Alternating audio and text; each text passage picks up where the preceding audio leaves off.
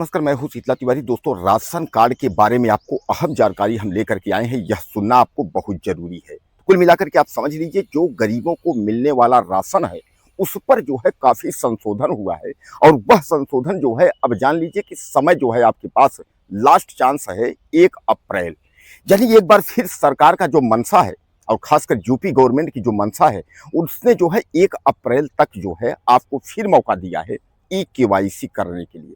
दरअसल सरकार जो है वह कई बार आपको मौका देती गई, 30 दिन, 60 दिन, 90 दिन इस तरीके से जो है करती चली गई, आपको मौका देती चली गई, लेकिन जो है आपने उस पर ध्यान नहीं दिया। आपके दिमाग में है कि अरे चलो कुछ होना नहीं है, सब कुछ जो है। लेकिन अब मैं आपको बता दूं कि यह जो है, जो 9 अप्रैल है, यह लास्ट है। 9 अप्रैल के बाद फिर जो है अब आपका राशन, अगर आप पात्र धारक हैं, यानी पात्रता आपकी है तो आपको मिलेगा। अगर आप पात्र धारक नहीं है, यानी पात्रता आपकी नहीं है, तो राशन आपका जो है कट जाएगा। उन लोगों को भी खुशखबरी है जो बाहर रहते हैं कि अभी फिर एक बार समय आपको मिला है।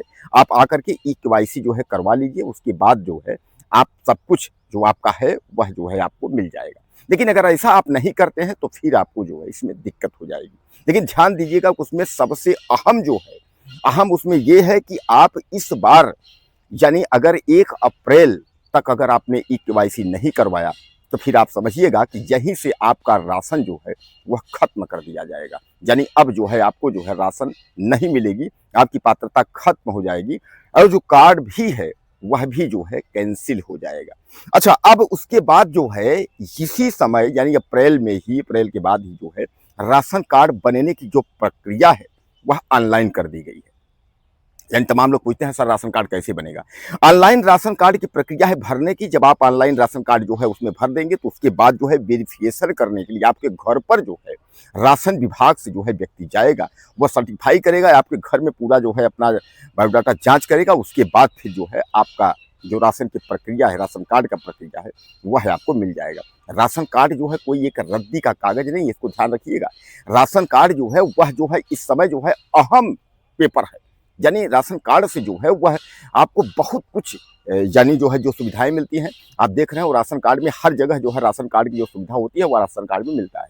तो कहने का तात्पर्य यह है कि इस बार जो है आपको चूकना नहीं है और राशन कार्ड के बारे में जो है गहराई से इसको समझ लेना है कि 1 अप्रैल जो है आपके लिए अहम दिन है। 1 अप्रैल जो है आपको मायने रखता है। और सबसे बड़ा सवाल इसमें यह है कि अगर इस बार आप 1 अप्रैल को अगर आपने ऐसा नहीं किया, तो आप समझ लीजिए कि फिर दिक्कत हो जाएगी और काफ़ी दिक्कत होगी आपको। फिर इसके बाद राशन आपको जो है नहीं मिलेगा, यह भी आप समझ लीजिएगा। और एक चीज़ ये समझिएगा कि अगर आप इनकम टैक्स के दाता हैं, यानी अगर इनकम टैक्स अगर आप भरते हैं, अगर टैक्स सरकार को देते हैं, तो फिर आप समझिएगा कि राशन कार्ड जो है आपका नील हो जाएगा। राशन कार्ड यानी जो है, जो आप राशन लेते हैं उस पर जो है योग्यताएं मैंने आपको बताया है कि कौन पात्र होता है, कौन अपात्र होता है।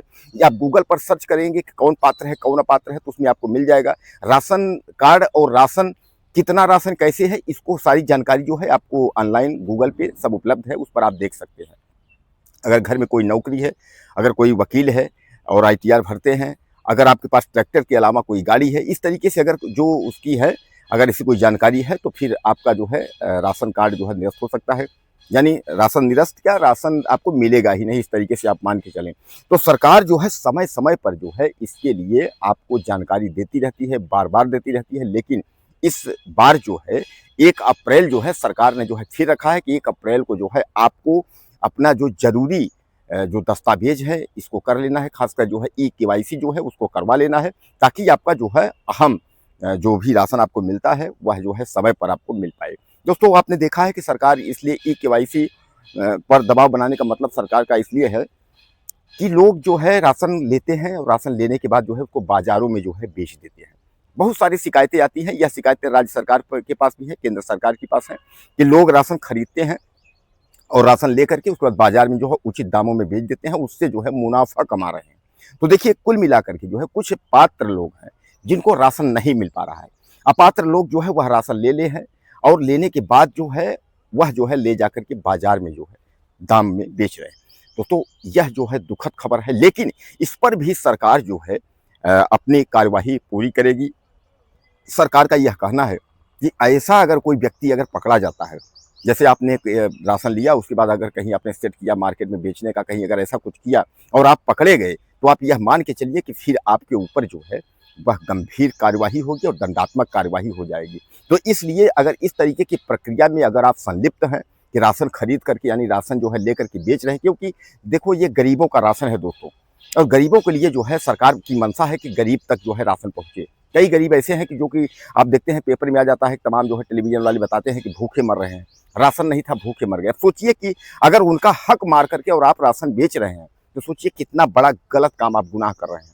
कानून की निगाह में गुनाह तो कर ही रहे हैं, लेकिन सामाजिक निगाह में भी आप गुनाह कर रहे हैं। तो कहने का तात्पर्य ये है कि जो अगर पात्र हैं, तो उनको तो सरकार दे ही रही, लेकिन अगर आप अपात्र हैं तो अपना कार्ड सरेंडर कर दें।